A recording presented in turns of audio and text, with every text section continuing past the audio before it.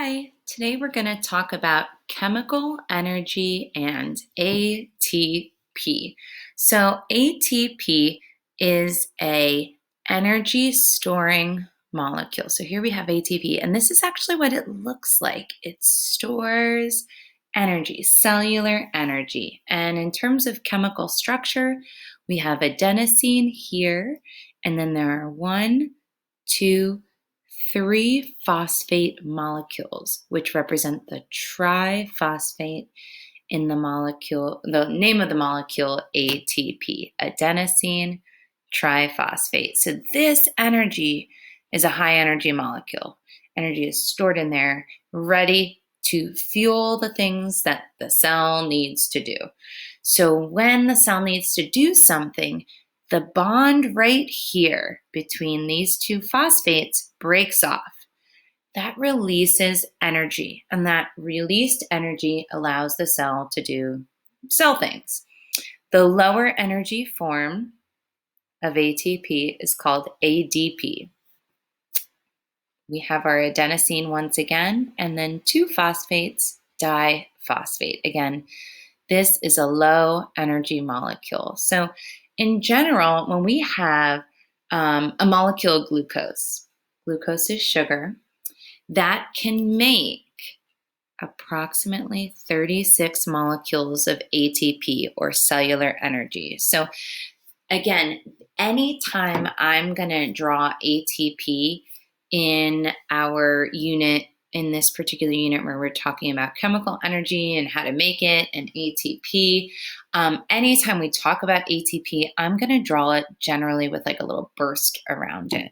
And the first way that we're going to discuss ATP and how it gets created is indirectly through the process of photosynthesis. So here is the equation for photosynthesis. We have 6 molecules of carbon dioxide. I'm going to change back to my focus pointer. So 6 molecules of carbon dioxide, and then we have water. Okay? These materials are the reactants. They start the chemical reaction of photosynthesis in the presence of light. And this results in sugar also known as glucose, and oxygen. So these are the products. This should lead you to think maybe just a little bit about what we just talked about, where sugar can make ATP.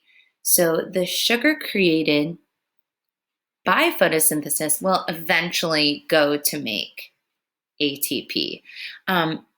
And where we're headed is looking at the anatomy, if you will, of a chloroplast. So here is a chloroplast.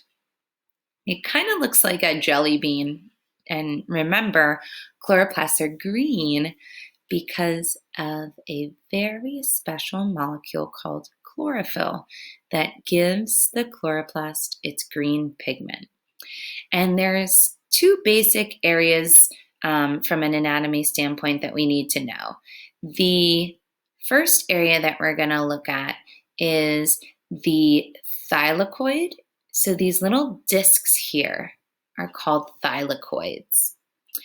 The discs themselves have a membrane that kind of represents the outer portion of the disc, and the inside, so I'm going to just draw that. So this would be the thylakoid, and its membrane is the line that I'm drawing. And then a stack of these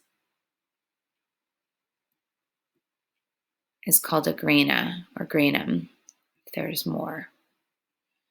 So from here, the space outside the thylakoid and the thylakoid stacks is called the stroma. And this is very important because of the reactions that are happening in the chloroplast during photosynthesis. So in the thylakoid, so that is in these discs, there is the light dependent reaction. So clearly it depends on light. And this involves what's called an electron transport chain, also known as the ETC. And then the second part of photosynthesis is the light independent reaction, which requires no light, also known as the Calvin cycle. And this happens in the stroma, or the space outside of the chloroplast. And we will be going into some more details about photosynthesis. But before we do so, I wanted to give you a basic idea of the overall structure of a chloroplast and introduce the equation for photosynthesis. So again, carbon dioxide and water. Remember, plants take in carbon dioxide and they need water to grow and they need sunlight.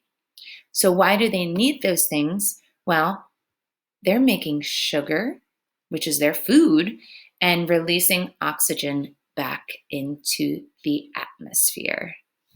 Thanks again.